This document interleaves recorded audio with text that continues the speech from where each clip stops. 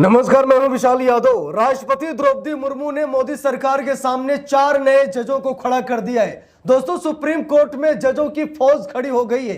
Supreme court में जिस तरीके से सरकार की मनमानी चल रही है, शायद मुझे बताने की जरूरत नहीं है। आप लोगों की स्क्रीन पर जो जज दिखाई दे रहे हैं, इन जज साहब का नाम है जस्टिस अतुल श्रीधरन और इनका तबादला मोदी सरकार ने सुप्रीम कोर्ट में घुसकर किया है। अब आप लोग अंदाजा लगा सकते हैं कि अतुल श्रीधरन का तबादला मध्य प्रदेश हाई कोर्ट से इलाहाबाद हाई कोर्ट किया गया है और मोदी सरकार ने कॉलेजियम सिस्टम के नियमों को तार तार कर दिया। सुप्रीम कोर्ट में घुसकर, जरा सोचिए, सुप्रीम कोर्ट में घुसकर मोदी सरकार ने तबादला किया है। इसका कारण यह है कि जजों की संख्या कम थी और अब दोस्तों राष्ट्रपति द्रौपदी मुर्मू ने 4 नए जजों की यहां पर नियुक्ति के लिए हरी झंडी दिखा दी है, मंजूरी दे दी है, जिसकी वजह से प्रधानमंत्री नरेंद्र मोदी शायद सदमे में आगे होंगे कि अब तो जजों की संख्या ज्यादा हो रही है। और दोस्तों, एक नहीं, दो नहीं, बल्कि सुप्रीम कोर्ट में 38 जज होने जा रहे हैं।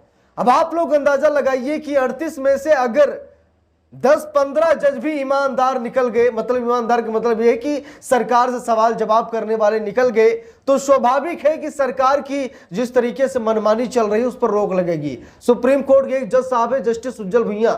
जस्टिस उज्जवल भुइयां ने खुद कहा था कि सरकार मनमानी कर रही है, सरकार कॉलेजियम सिस्टम में घुसकर जजों का तबादला कर रही है, उनकी पदोन्नति पर कोशिश कर रही है, यानी कि न्यायपालिका को कब्जा करना चाहती है सरकार। कई बार कई जजों ने टिप्पणियां की हैं, लेकिन कुछ ऐसे जज हैं जो शायद सरकार की गोद में बैठना चाहते हैं, जो रिटायरमेंट के बाद सरकार की गोद में बैठते हैं। कोई राज्यपाल तो कोई राज्यसभा का सांसद बनने का सपना देखता है। और ये हकीकत है कि तमाम ऐसे जज हुए हैं जिन्होंने सरकार के पक्ष में फैसले सुना कर सरकार को इतना खुश कर दिया है कि रिटायरमेंट के बाद वो लोग जाकर के सरकार की गोद में बैठे हैं। ये कोई नई बात नहीं, आप सभी लोगों को मालूम है। दोस्तों, बात यह है कि सुप्रीम कोर्ट को मिलेंगे 4 नए जज। देखिए, आज तक के हवाले से खबर आई है और लिखा भी है, सुप्रीम कोर्ट को मिलेंगे 4 नए जज, जजों की संख्या पहुंची 37, नियुक्ति को राष्ट्रपति की मंजूरी। तो फाइनली राष्ट्रपति द्रौपदी मुर्मू ने मंजूरी दे दी है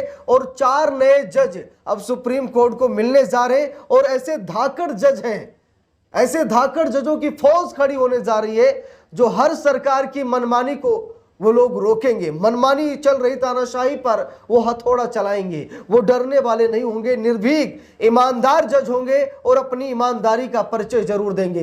दोस्तों, हम सभी लोगों को मालूम है कि सरकार को 2 ही लोग कंट्रोल कर सकते हैं, या तो देश की न्यायपालिका या फिर सड़क पर उतर जाए जनता। 2 में से कोई शायद तीसरा नहीं है कि जो सरकार को खून के आंसू रुला दे। एक न्यायपालिका है जो सरकार पर एक्शन लेकर सरकार की मनमानी तानाशाही पर हथौड़ा चला करके सरकार को ब्रेक डाउन करे, या फिर जनता, जब जनता सड़क पर उतरती है तो स्वाभाविक है कि बड़े बड़े दिग्गज देश छोड़कर भाग जाते हैं। कई देशों में हम सभी लोगों ने देखा है। ठीक है, तो इसीलिए न्यायपालिका का मजबूत होना बहुत जरूरी है। न्यायपालिका सक्षम होगी, जज निर्भीक होंगे, निडर होंगे, तो सरकार की किसी भी मनमानी को वो बर्दाश्त नहीं करेंगे। देखिए, लिखा भी है, भारतीय न्यायपालिका को सशक्त बनाने की दिशा में केंद्र सरकार ने एक बड़ा कदम उठाया है। देश के सर्वोच्च न्यायालय में न्यायाधीशों की स्वीकृत संख्या को बढ़ाकर अब 37 कर दिया गया है। राष्ट्रपति की मंजूरी के बाद सरकार ने इस संबंध में एक नया अध्यादेश जारी किया है। देखिए, लिखा भी है, केंद्र सरकार ने एक अध्यादेश जारी कर सुप्रीम कोर्ट में न्यायाधीशों की स्वीकृत संख्या को 33 से बढ़ाकर 37 कर दिया है। केंद्रीय कानून मंत्री अर्जुन राम मेघवाल ने सोशल मीडिया के जरिए जानकारी दी कि राष्ट्रपति ने सुप्रीम कोर्ट यानी कि न्यायाधीशों की संख्या संशोधन अध्यादेश 2026 को अपनी मंजूरी दे दी है। इस नए कदम के तहत सुप्रीम कोर्ट यानी न्यायाधीशों की संख्या अधिनियम 1956 में आवश्यक संशोधन किया गया है। जजों की इस बढ़ी हुई संख्या में भारत के मुख्य न्यायाधीश CJI शामिल नहीं है, यानी कि न्यायाधीश को मिलाकर सर्वोच्च न्यायालय में कुल न्यायाधीशों की संख्या अब बढ़कर 38 हो जाएगी। तो आप सभी लोगों को लग रहा होगा कि सरकार ऐसा कर रही है कि नहीं? खबर देखकर तो ऐसा ही लग रहा होगा कि सरकार सब कुछ कर रही है, लेकिन हकीकत जानते हैं, ये न्यायपालिका का ही दबाव है। सरकार नहीं करना चाहती। सरकार करना चाहती तो आज 2014 से लेकर अब तक सत्ता में है, तो सरकार अब क्यों कर रही है? तो सरकार नहीं करना चाहती थी, ये सच्चाई है। न्यायपालिका का दबाव बढ़ा जब न्यायपालिका ने चिल्लाना शुरू कर दिया कि देखिए इतने केस पेंडिंग पड़े, और सरकार के ही 48 से 49% केस पेंडिंग पड़े। जरा सोचिए, सरकार के 48% यानी देश की अदालतों में जो मामले पेंडिंग है उसमें 140 करोड़ की जनता के सिर्फ 40 से 45% मामले पेंडिंग पड़े हैं और अकेले सरकार के, जरा सोचिए, अकेले सरकार के 48 से 50% मामले पेंडिंग पड़े। यानी कि सरकार इतना अदालत अदालत अदालत खेल रही है। तो इससे साफ पता लगता है कि जजों की संख्या तो बढ़ाना जरूरी ही था और न्यायपालिका ने भी मोदी सरकार पर दबाव डाला कि जजों की संख्या बढ़ाइए, नहीं तो ऐसे काम नहीं चलेगा। तो फिर जाकर के सरकार ने जबरदस्ती एक हिसाब से गला दबाकर के सरकार ने ऐसा किया है। सरकार नहीं करना चाहती क्योंकि जितने जज होंगे उतनी बड़ी समस्याएं होंगी, सरकार को मालूम है। सरकार चाहती है कि जजों की संख्या कम रहे ताकि जज अपने ही मामले में निपट ना पाए, उनके ऊपर ऐसे ही मामलों का इतना बोझ लग जाए कि वो हमारी तरफ देखें ही ना।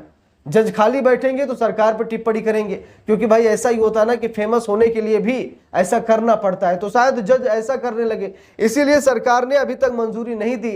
लेकिन अब न्यायपालिका का जब दबाव बढ़ा तब जाकर के सरकार ने हरी झंडी दिखाई और राष्ट्रपति द्रौपदी मुर्मू 4 नए जजों की मंजूरी भी दे दी है। देखिए लिखा भी है, केंद्रीय कानून मंत्री अर्जुन राम मेघवाल ने सोशल मीडिया एक्स पर पोस्ट कर इस महत्वपूर्ण फैसले की आधिकारिक घोषणा की।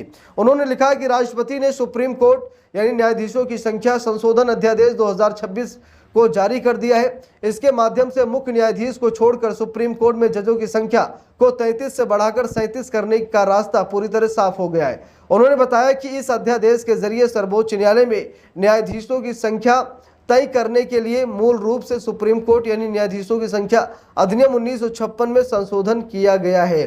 तो यहाँ पर आप सभी लोग देख सकते हैं कि सरकार ने गला दबाकर के ऐसा आदेश जारी किया, न्यायपालिका का पूरा दबाव था। लेकिन अब सबसे बड़ा सवाल यह है कि अगर 38 धाकड़ जज सरकार के पीछे खड़े हो गए तो आपको क्या लगता है कि सरकार मनमानी कर पाएगी? मुझे तो नहीं लगता कि सरकार मनमानी कर पाएगी। अगर जज, शुरू में मैंने बताया कि 38 में से केवल 10-15 ईमानदार हों, वो सरकार से सवाल जवाब करने में ना डरते हों, क्योंकि भाई डर सभी को लगता है, गला सबका सूखता है।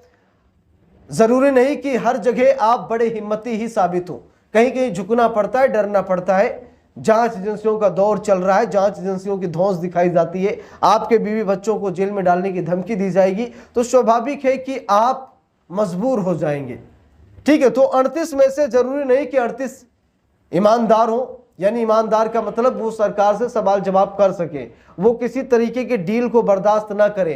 क्योंकि सरकार ऑफर देती है कि हमारे पक्ष में फैसला सुनाइए, हम आपको राज्यसभा का सांसद या राज्यपाल बना देंगे, अरे हम आपको मुख्यमंत्री बना देंगे, ऐसा करेंगे वैसा करेंगे, आप हमारे पक्ष में फैसला सुनाइए। तो ऐसे जजों की जरूरत नहीं है, केवल और केवल ईमानदार जज। तो इस पूरे मामले पर आप लोगों की क्या राय है, कमेंट करके जरूर बताइएगा। वीडियो को लाइक शेयर, अगर चैनल पर नए हैं सब्सक्राइब करके सपोर्ट कीजिएगा। मिलते हैं दूसरी वीडियो में, तब तक के लिए बहुत बहुत धन्यवाद।